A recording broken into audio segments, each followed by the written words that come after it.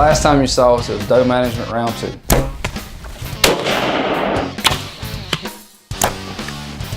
This episode is in West Texas with Hood and his family, laying the hammer down on some animals.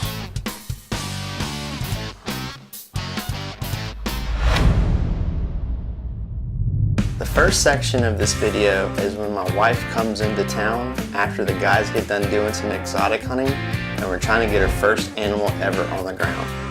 So Justin had been in Texas with the guys hunting with Jeremy for a few days. I flew in right at the end once the guys left to do a family vacation and try to get either my first deer or my first hog. There really isn't many other places like this. To be able to come out here and hunt in the hill country of West Texas, it really is just beautiful out here. The first evening we went out to a property that they had been seeing a bunch of hogs. The thought was that maybe I could get a hog under my belt before I tried to get my first deer. So Jeremy puts us out at this place, and it must have only been about 10 minutes after he left, and we had this smaller hog coming in. He got settled under the feeder, and I decided that that would be the shot that I would take. And I still remember to this day, the first thing I asked Justin was, where did it go? It was laying on the ground. Where'd it go? You didn't go anywhere, you dropped it. Dang, Patty, can you give me some shooting lessons? I'd sure appreciate it. See, at first, I thought Justin was trying to sabotage his wife by giving her a one shot. I mean, this gun has a track record of like 0 on the first shot, but she manages to break the curse and kill this thing with the first shot. But good job, Patty. So another group of about 30 hogs came out later in the evening. Our goal was to do a double, so Justin said that he was going to get lined up on his hog, and then once he shot, my goal was to try to get another hog if I could. I get the camera set up thinking that everything is good to go. The hogs are in frame, and as I get ready to take the shot, apparently the hogs will walk right out of frame. I shoot, I drop my hog, and then right after that, Patty shoots another one on the run and drops it. It was a great experience to finally get a hog or any animal underneath my belt. I was thankful that I got to shoot a hog first because it meant that my nerves would be a little bit better when the day came to get my deer.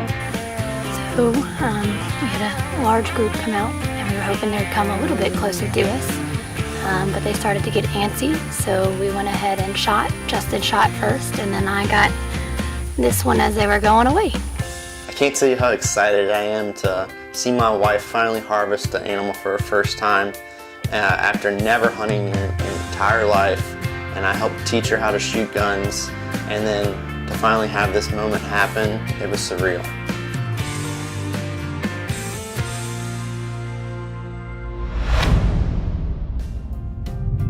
It was our last morning to hunt before it was time for us to return home. So we drove around with Jeremy to see if we could find a small axis deer for me to shoot. We drove past a small buck, it didn't move. We came back around and he was still there, so I took the shot. Patty, I done told you, just take the gun. Don't even ask. Put it in your side of the bedroom. You can kill with it, but Hood sure can't on the first shot. I can no longer blame the gun for Justin's misses. I mean, that's clearly what's going on here. Y'all can figure it out too. So it was a great experience to shoot my first deer, a little unconventional being that I was in the back of a pickup truck, but I made it happen and we didn't have to track him. So being out here and spending quality time with my wife the past few days is what memories are all about. I just have had a total blast, and I'm so excited that she was able to get not 1 but 3 animals on the ground during this trip. So on the next part of this episode, I'm traveling back to Jeremy's property with my dad, my brother, and my grandpa for our late season whitetail hunt. During this trip, the weather was very unfavorable and very hot.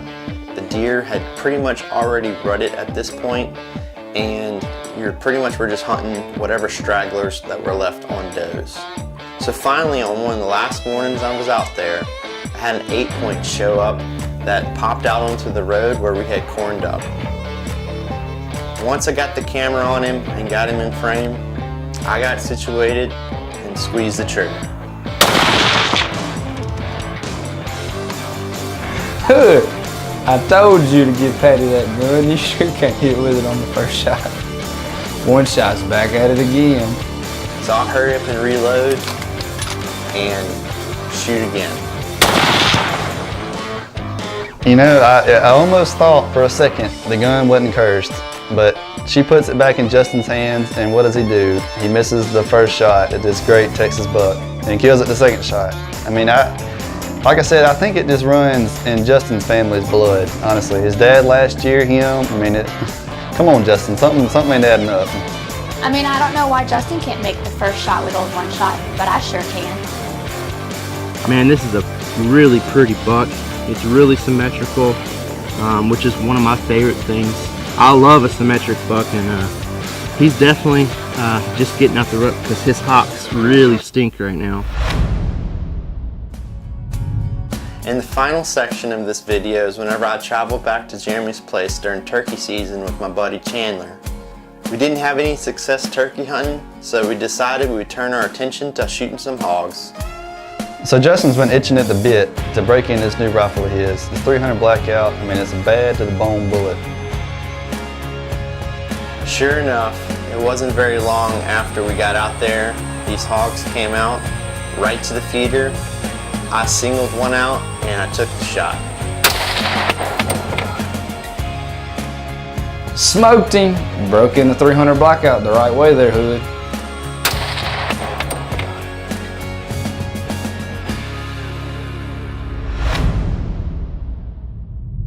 Thanks for watching this episode of Southern Veins.